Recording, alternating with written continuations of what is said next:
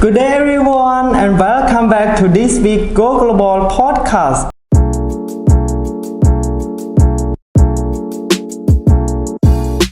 I am Bon Pisay and I will be your host. From one week to another week, we always bring something new to share with all of you.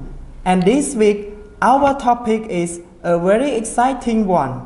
Right now, in our studio, we have teacher Kron, and he has been teaching at Go Global School for a long time. I know that all of you cannot wait to what teacher Kron is going to share with us today. So, without taking any more time, let's give him a warm welcome with us today. Hello, Teacher Kron, and welcome to Go Global Podcast. How are you doing today? I'm fine, thank you for asking, and I'm very happy to be here as well. How are you doing? Thank you, I'm doing great and excited for being here with you too.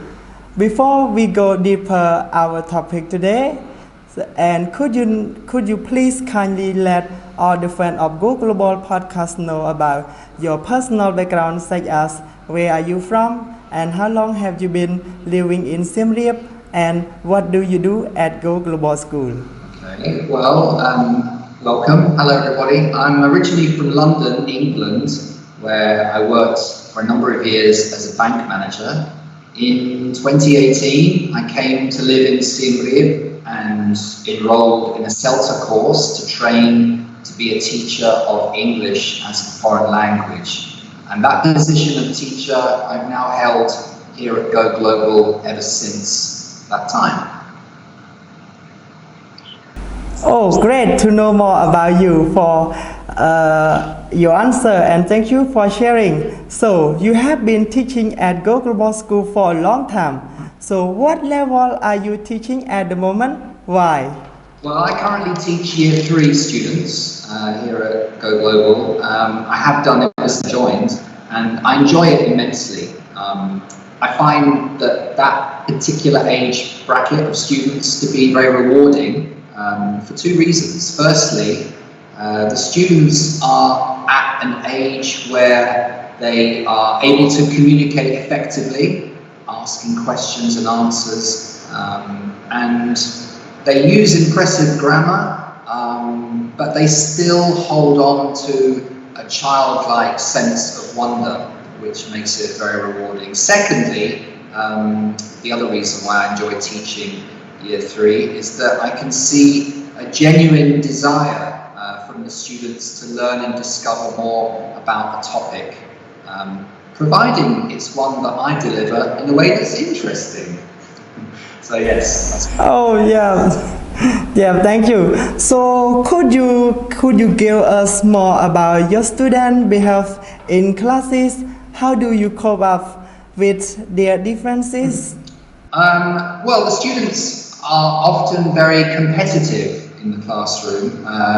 They always like to be the first one to answer or correcting their classmates' mistakes very quickly and trying to impress me and their classmates with their extra knowledge of a particular activity, which is great to see. It's lovely that they're competitive, but there are mixed abilities in the classroom. You mentioned differences, and sometimes it's necessary for me to make sure that there are extension activities for the people who finish fast. Otherwise, they sit there idle when others are still continuing with particular activities. So I give the fast finishers extra questions to do, but I also make sure that I mix up the activities so that it's not just on one individual student.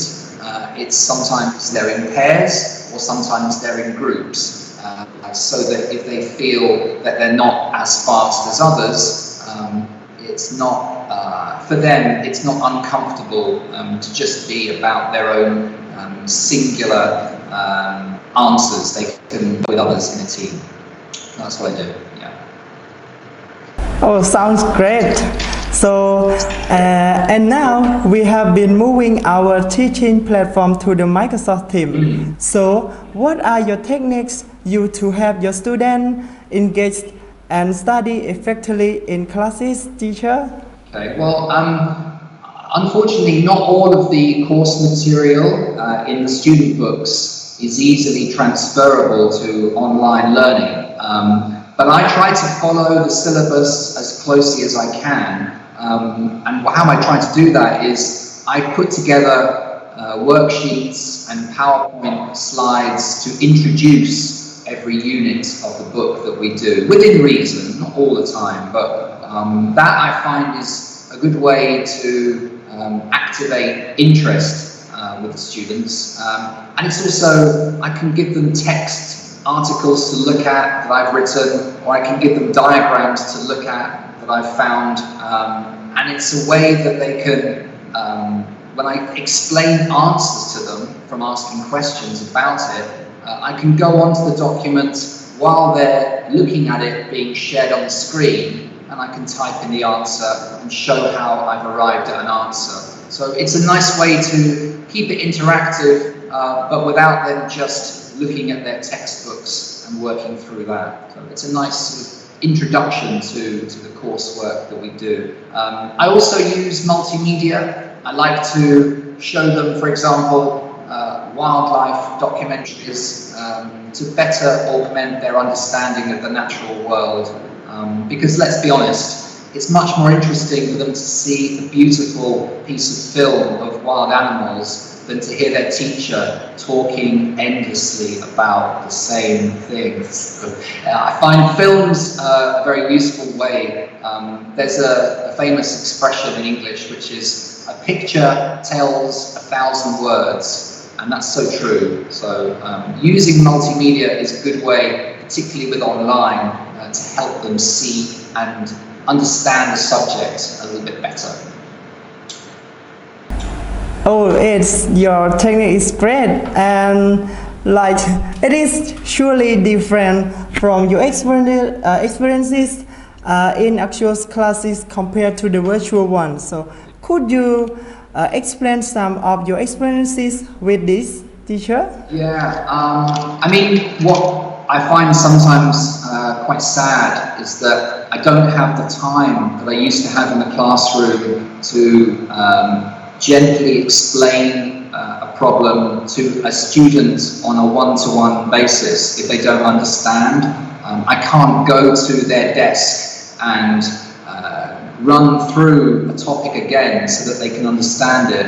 I have to think of the time constraints for the whole class, and so I only realistically am able to explain something once or twice. And when I hear students saying, I still don't understand, teacher, it is a difficult situation to have to deal with online. So that's a little bit of a negative aspect of it. But a positive aspect is that I see students who were a bit shy when we were at school together. They didn't want to always offer an answer in the classroom. Maybe they felt uncomfortable talking with everyone looking at them.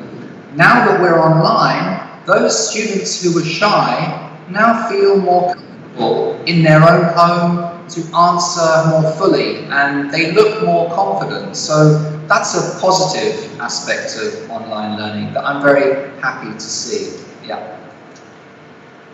Oh yes, that's great again. So and also we move to the Microsoft platform, and also you have a lot of techniques to engage your student to learn. And also, what are your advices to help your student to stay focused on their studies while being far away from school, and tell them to get to used to about the technologies? Well, I think it's important that we all understand that they're looking at a screen for many hours through the day. So we have the foreign language program for learning for students, and then the my program in the afternoon. So it's a lot of hours for them to be looking at a screen. And for that reason, I think it's important that students try to limit the amount of time they spend in their free time looking at a phone or looking at social media. That type of activity, whilst is understandable for them to keep in contact with their friends, playing games, but it does, I think it's going to hurt their eyes, it's going to make them more tired. So definitely a good idea to limit the amount of time they spend on devices. I think also sleeping well, having a good diet, trying to stay exercised is a healthy thing to keep someone's mind and body focused. Having a good plan of how to study and when to study, particularly for homework assignments, is also important. But I think not having distractions from the family is a very beneficial way for students to effectively go through their day of study, because this is not a natural environment for them to be learning, and it's not always a way that we as teachers feel that we're conveying information in the right way. But it's the best we can do. I think students are very adaptable, very flexible. Just because of their age, they don't really feel the same stresses and anxieties that adults do. They're able to cope with mechanisms that are far better. So I think they're amazing. I think they're doing an amazing job, doing the best they can, as we are as teachers. So you just need to be careful about being distracted or idling away, looking at their phones or playing games. Just try and stay focused on their studying. Let's not get away from the fact that they're doing really well. I applaud them. It's amazing. Oh yeah, the great idea. Yeah, and I have to inform that our time is up, and it has been an amazing time for me to get to ask you about all of these questions, and I learned so much more from you. Thank you, my friend. It was a pleasure, and thank you so much for taking the time to invite me on. I really enjoyed it, and good luck with the rest of the podcast. Thank you for your time too. I really had a nice time. Thank you. Yeah, and thank you, Teacher Grant, for making our time to join with us today. I hope that our fans learned so much too. Thank you for watching and hope to see you next week. Goodbye, everyone.